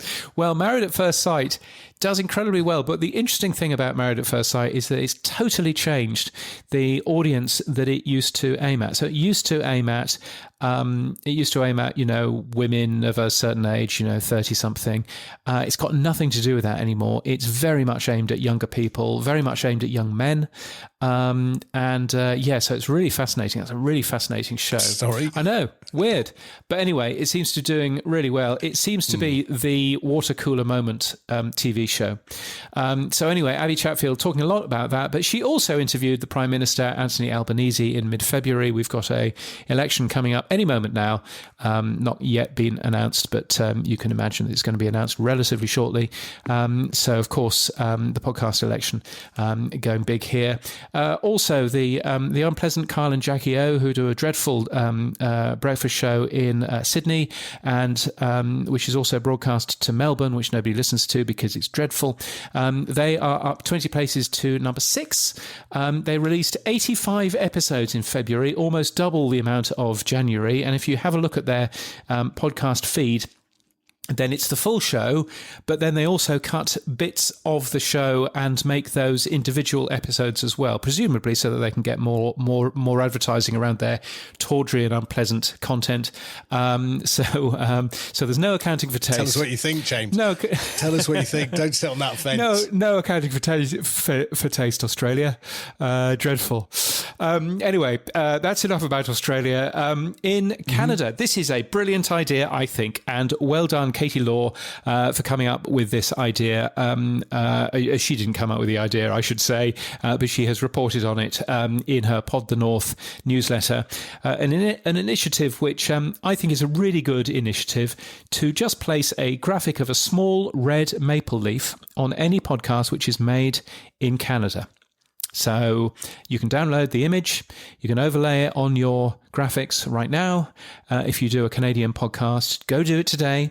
I think that's a really nice idea, just so that it's really obvious when you're there scrolling through, particularly in Apple Podcasts. If you're scrolling through the Apple Podcasts top list, you can see all of these shows from Canada, and we should feel proud about that.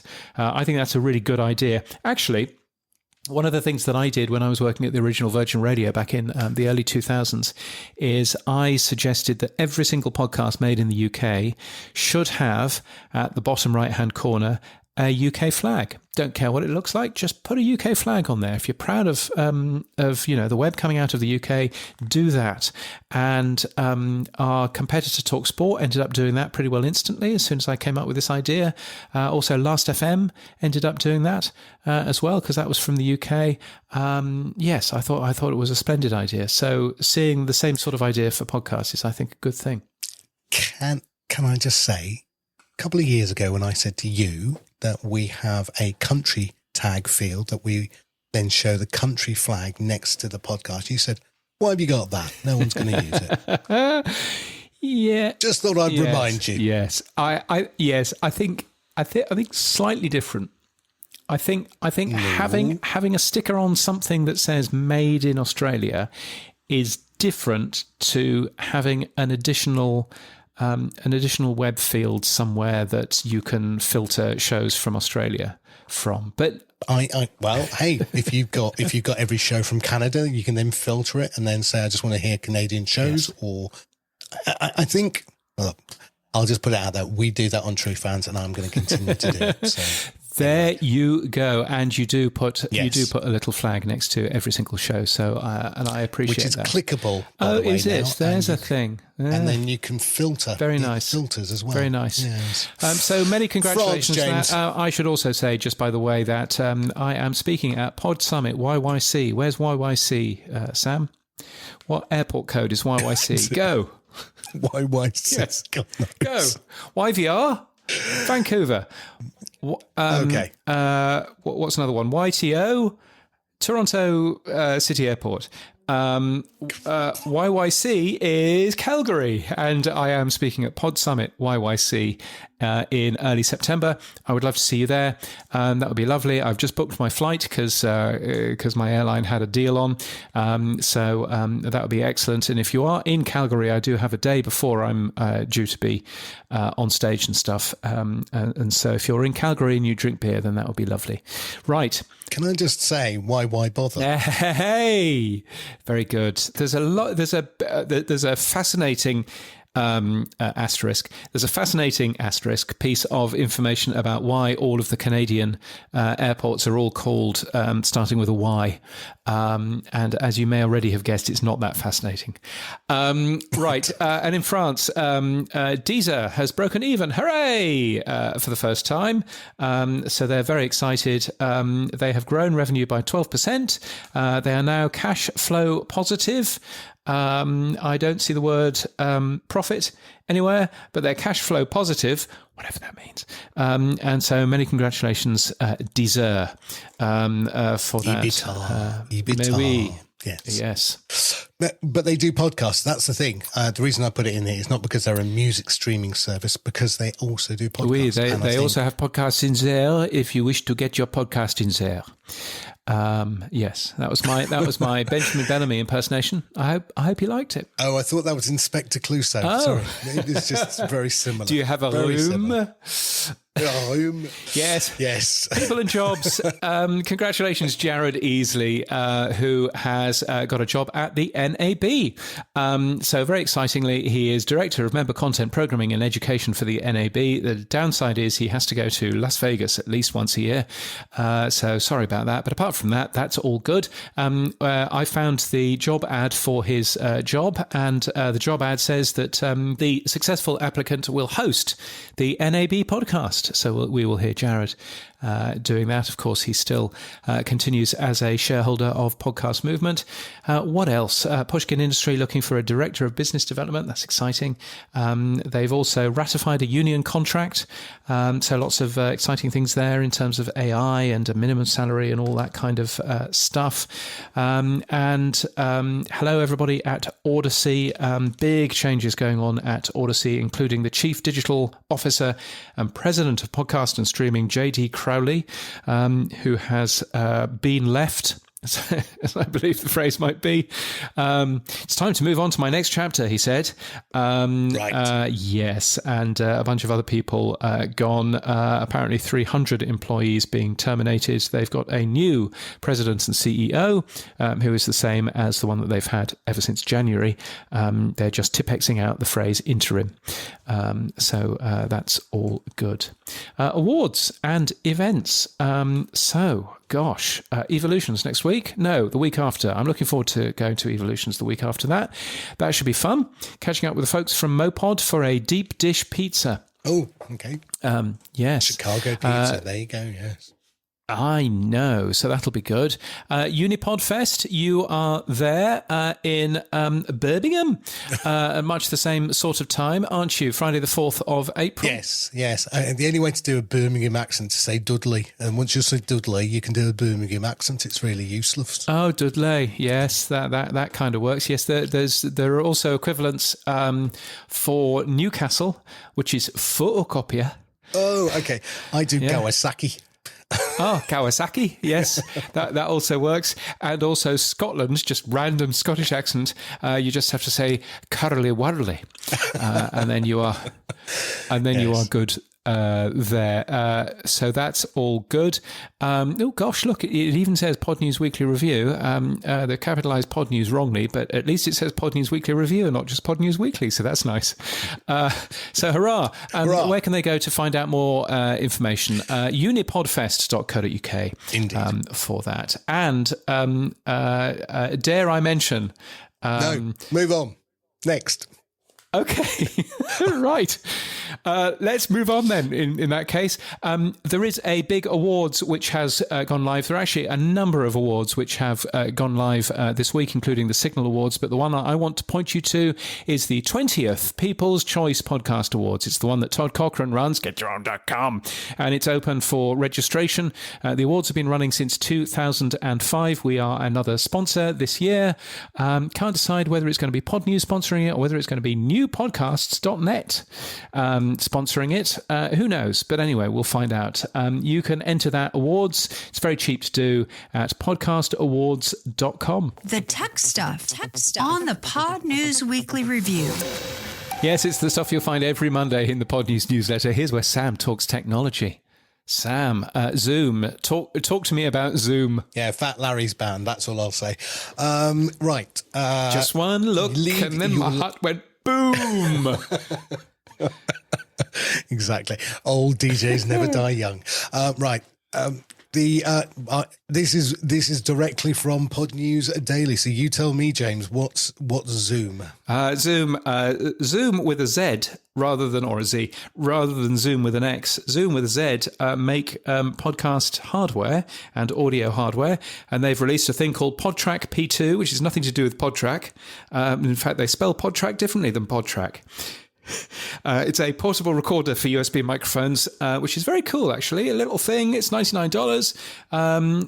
It includes background noise reduction. It's got a built-in dynamic compressor and all of that. It records up to 4 simultaneous tracks. That's 2 microphones, folks, onto an SD card. Quite neat. So if you have a couple of USB microphones and you want to go on the road, then the PodTrack P2 is for you, I think. Let's mention Spotify again, shall we? Brilliant. Yeah, didn't want to, but have to. They've added comments back in now for Spotify. I think they had them before, but now they're making much more front and center. So you have to answer 3 questions before you can answer your first comment. So you have to know that they're public. You have to know that they can be reviewed, and you have to read the terms and services. So, but other than that, you can get on with leaving them. And they've also added nice emojis now. So, Yes. Again, it's some UIE stuff. That's what they're doing. Right. More about Podcasting 2.0. This can be nice and quick, I guess. Yes.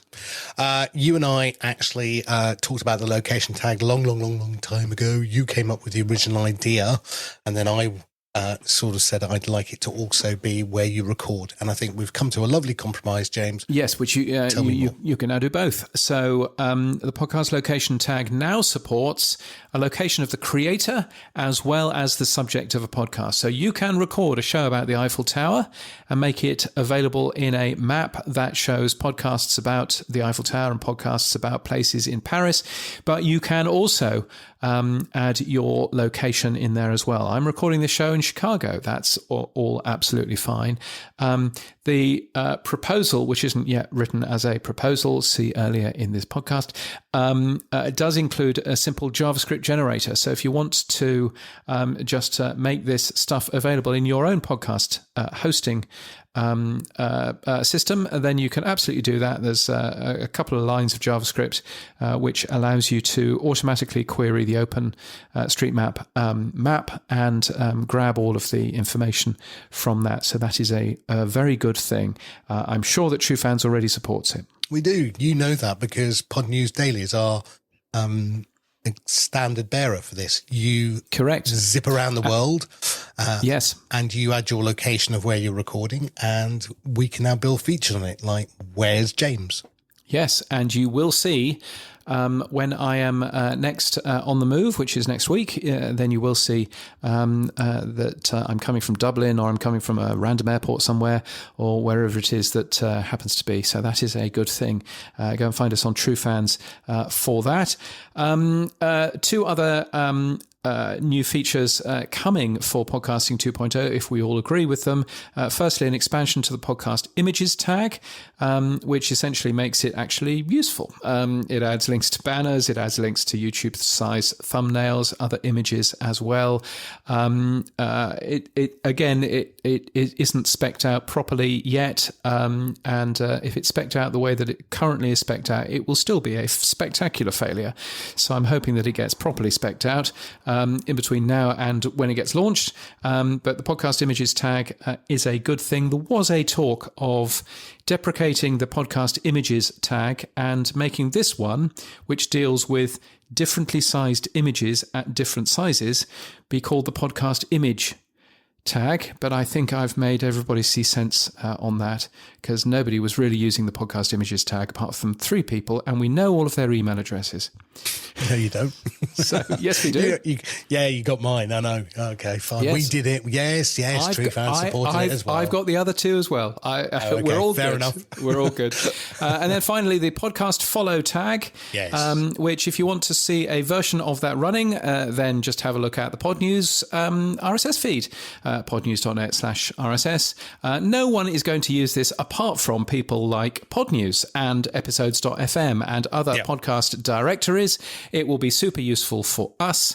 The podcaster need never see this. This is something that really the podcast hosts should be doing automatically. And it's basically a list of all of the places where you can follow that particular podcast on Apple, on Spotify, on YouTube, all of that kind of stuff. And so that will be very good. If you want to take a look at the version that is in the Pod News RSS feed, you might work out how you can actually just copy and paste the JSON for your own podcast, because I've actually written an API that will do it for every single podcast out there. It's just that I don't really want that to be used that much for that, because I don't think I can afford it. Yes, so that is all good. 2 questions. 2 things. The first one is Radiotopia added this, right? Yes. Who in Radiotopia is part of the Podcasting 2.0 group? I'm like, how fast did they get this done? I mean, they beat you to the beat. Yes, nobody. And in fact, it's not just Radiotopia, it's all of PRX who use their own inbuilt app called Dovetail. What I think has happened is that they have worked out, well, we already have all of this information because we use it in our web player anyway, so we can very easily produce the JSON file. That should be what Buzzsprout, our sponsor, does. That should be what anybody else is capable of doing without annoying a podcast publisher directly. So PRX has shown us the way to go. So hurrah for PRX. And the running joke is this is the only tag that True Fans won't implement. So there you go. Yes, indeed. Yes, which is good. Radiotopia, by the way, getting a lot more shows for 2025. There's for quarter 2 for spring in their part of the world. Yes, there's more details on that too. Last couple of things. AntennaPod, the open source podcast app for Android, has a new release, and they're also allowing you to download individual shows now. Hopefully. Yes, that's right. So it used to be auto-download everything or nothing. And now you can say, I only want to auto-download this show, but not all of these shows. Good. Which is good. AntennaPod is, if you are looking for a clean replacement for Google Podcasts, AntennaPod is my number 1 choice. I know that I talk a lot about Pocket Casts being very good. AntennaPod is the number 1 choice if you want a Google Podcasts replacement. I mean, I would say, where have you been for the last 9 months? But it's really good. Open source. You can nick the code if you like, and work out how they did everything. But that is super good. 2 big changes from Headliner. Firstly, good news. Yay! Eddie by Headliner is now offering automated transcripts, which is good for your SEO and good for promo assets and stuff like that. It's free if you are a Headliner Pro user. So that is a good thing. What I love about it is that the automated transcripts learns from the corrections you make. So if you are forever changing the what the transcripting system thinks co-host is spelt like, to change it to the correct spelling of co-host, you need only do it a couple of times and then it'll get the hang of things. That would be super useful for me, given that the Pod News Daily is currently sponsored by co-host. And secondly, Headliner has a thing called Forever Free. Well, that's lovely. A thing called Forever Free it is still going to be forever free, but instead of getting a free number of videos per month, you are going to get one unwatermarked video per month, but additional videos will have a Headliner logo on it. I'm imagining, knowing the folks at Headliner, it won't be an obnoxious logo, and it won't be accompanied by these people haven't paid us. I think it'll be just a nice, small, smart one, but nevertheless, just something to be aware of if you are a Headliner Forever free account user. We are a Headliner Pro user, and we thank them for giving us that. So that's a good thing. Boostergram, super comments, zaps, fan mail, super chats, and email. Our favorite time of the week, it's the Pod News Weekly Review inbox. My word, we've reached the inbox, James. What are we going to say? My word, yes, we have so many different ways to get in touch with us. You can press that fan mail link in our show notes. That'll send us a text message. You can use super comments on True Fans, boosts everywhere else, or you can use email weekly@podnews.net. All of those are valid, and we share any money that we make too. A ton of boosts. 501 sats from True Fans, from Seth, saying, I think we definitely have a problem with diversity in podcasting, and we need to push out different viewpoints from different types of people. I'm not saying demote anyone, just highlight all of the different voices, especially now. We need more diverse voices than ever before. Seth, I would agree with you, and that was one thing that I was quite sad about seeing in the Infinite Dial. That including video in those podcast consumption data means that we've again skewed more male than female. We were pretty well 50-50, and now we've skewed a bit more male again. So we do need to work on that. So completely agree with you, Seth. Now, 1,000 sats from RW Nash coming through loud and clear on Fountain. Good. That's good to know. And what app can we mention this week, James, and see if they will send us sats from that app now? Yes, indeed. Great strategy. Yes, it's an excellent strategy. In fact, 3 more from Fountain. One of them from Silas on Linux, or is it Silas on Linux? Let's not even go there. Anyway, he says, right, this talk about missing Fountain boosts got me to top up again. I just ran out of sats, lads. I could never dislike your show. It's not new media. Call back to a past episode. I have a suggestion for Sam. After the Thames walk, he should walk from the UK to his house in Portugal. Can I say, Silas, we're doing the Camino way. Ha, ha, ha, ha, ha, ha. Oh, there you go. I've got no idea what that is, but it sounds impressive. It's the walk from North Portugal down to South Portugal, past my house in Portugal. So, yes, I will be doing it. Right. Very good. While exclusively listening to Portuguese podcasts. How about that? No, because they're great. It's a horrible language. I'm sorry, Portugal, but it's a grating language. Yes. News just coming in of a house fire in Portugal. Weird. Thank you for the 6,300 sats. Silas then says, I forgot to fill in the report card. I wanted to, but I just forgot. Rubbish. I am super, super busy, and it all gets tracked back to Sam telling me to make my own app on Mastodon. Genuine thanks for that, because that could turn out to be really good. Nothing to show yet, though. Still have the day job. And finally, another 1,000 sats. Actually, I don't even think it was on the Mastodon. I was joking around on Mastodon, and on the show, I got told to make my own app. Doesn't matter anyways. Here's more money for reading nonsense. Excellent. Thank you, Silas, for all of that. There's one from Podcast Guru here. 2222 sats, from Bruce, the ugly quacking duck. And try that again, the ugly quacking duck, even. Yes. Put your teeth back in, Sam. You called it from the US. I'm in the Midwest. Enjoy your news and the conversation quite a bit. I enjoyed... Hang on. I'm in the Midwest. Enjoy your news and the conversation quite a bit. I did read that correctly first time round. Thanks, 73. 73. Is that how old he is? 73, and he's sending us sats? Wow. Wow, that's very impressive. Very impressive. Thank you for the row of ducks, Bruce. And also thank you to Neil Velio, 304 sats through True Fans. Why did Spotify's spokesperson sound like a badly behaved kid who's just smashed a window and said, I can't help it if the window is in the way of my stones? I've got no idea what any of that's about, but I like it. Neil Velio, thank you so much for that. Now, I'm going to tell you off again, I'm afraid. You're not putting your Blue Sky social interact tag in your feed anymore. It should be in there.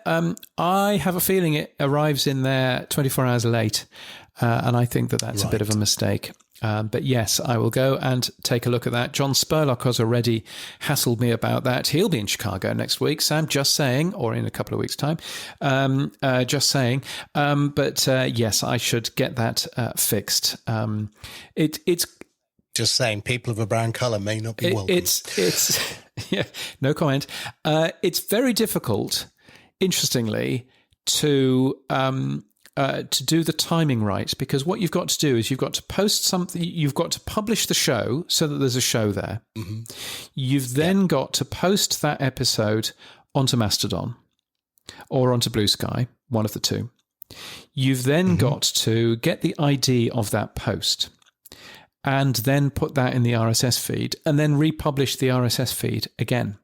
So there's that sort of double publishing thing that you have to do in order to actually get the base message in there, and that's just something that my flung together code can't quite work on yet. So I need to continue working on that. I know exactly what it is. It is literally that the thing that sends the Blue Sky, what are they called? Skeets. Posts. The thing that sends the Blue Sky posts runs on a cron job every 1 minute. And so therefore, it's just not running fast enough in terms of the published thing. So anyway, I need to get that sorted. Right. I go sneeze.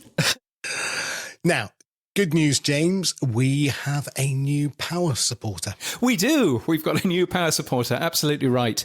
And that's very exciting. And I've no idea who they are. The only thing I can tell you is that they are called Star Tempest. And they have a very exciting email, which I'm not going to read out.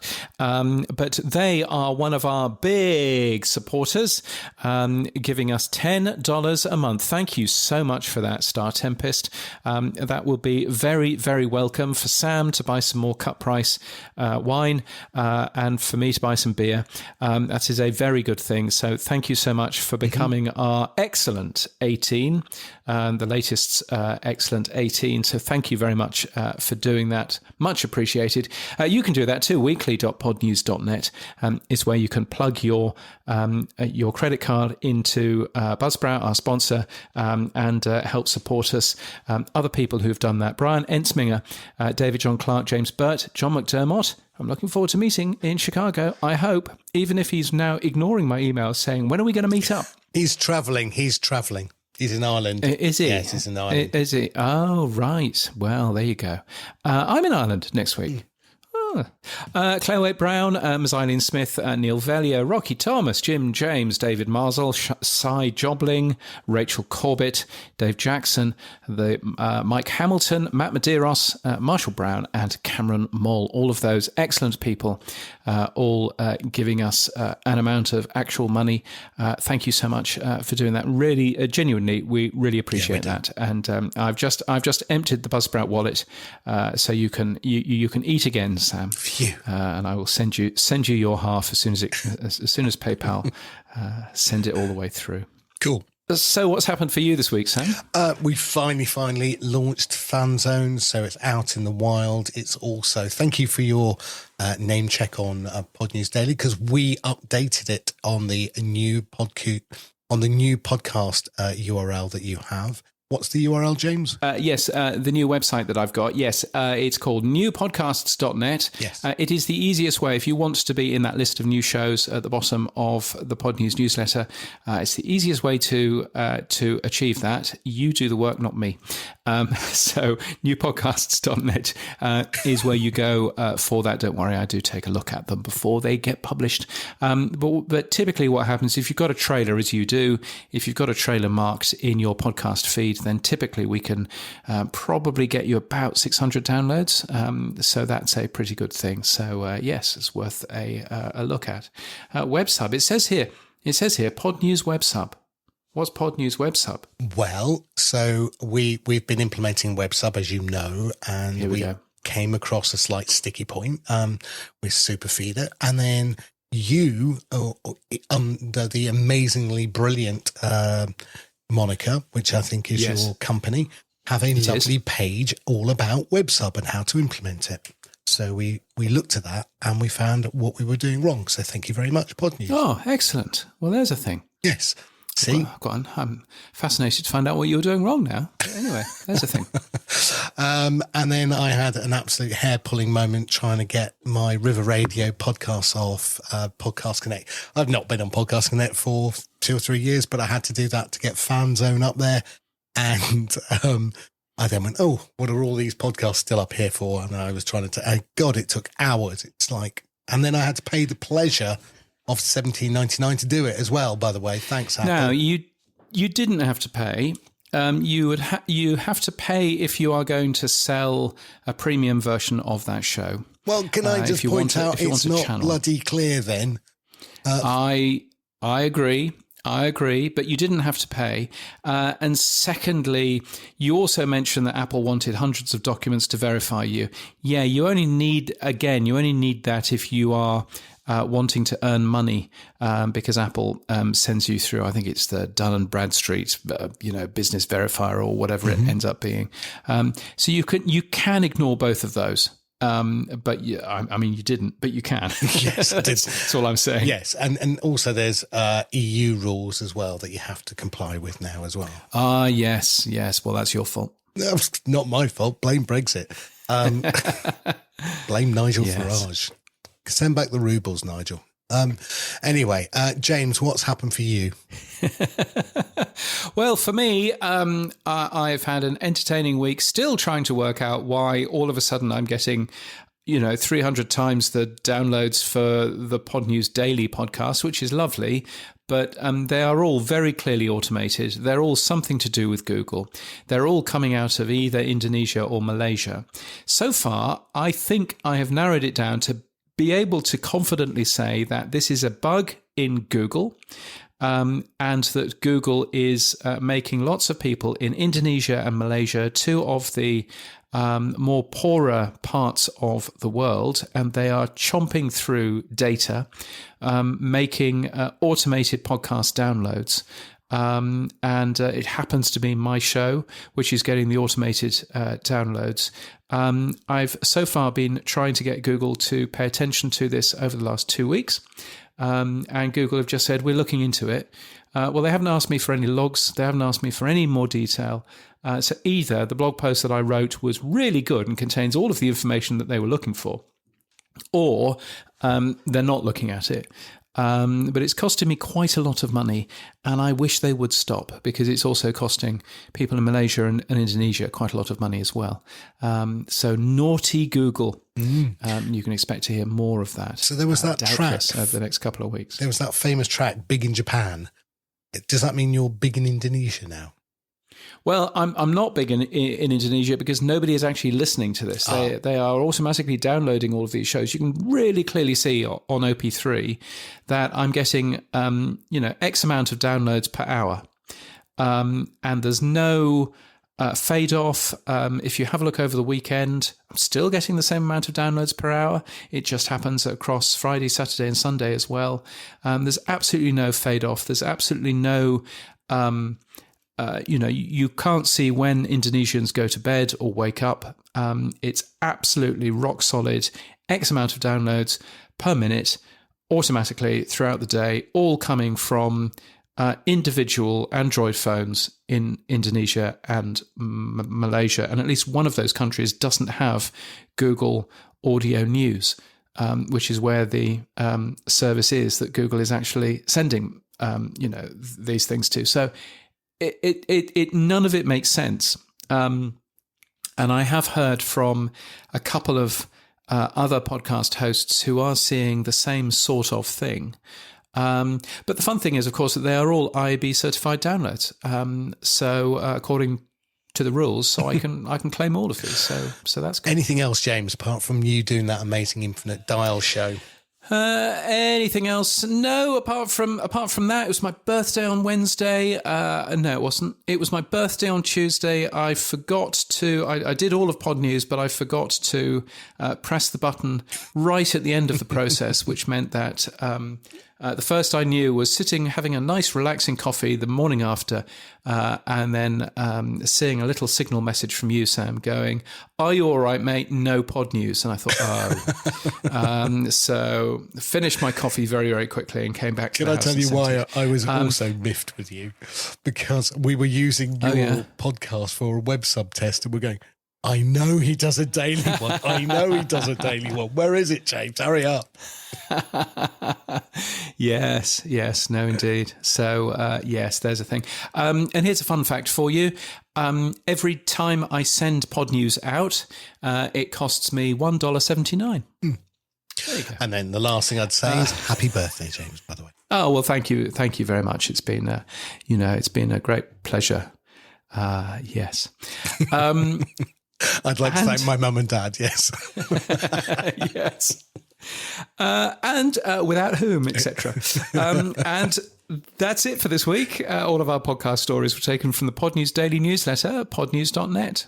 You can support this show by streaming stats. You can give us feedback using the Buzzsprout fan mail link in our show notes. You can send us a super comment or a boost or become a power supporter like the Sensational 17 at weekly.podnews.net. Like the exciting 18, obviously. Oh, of course, yes. Yes. Like the exciting 18. I don't know. Exciting is the wrong word, isn't it? The excellent 18. I couldn't find a moniker for that. Yeah, any suggestions? Excellent 18, possibly. I don't know. Anyway, our music is from Studio Dragonfly. Our voiceover is Sheila D. From the free state of Arizona.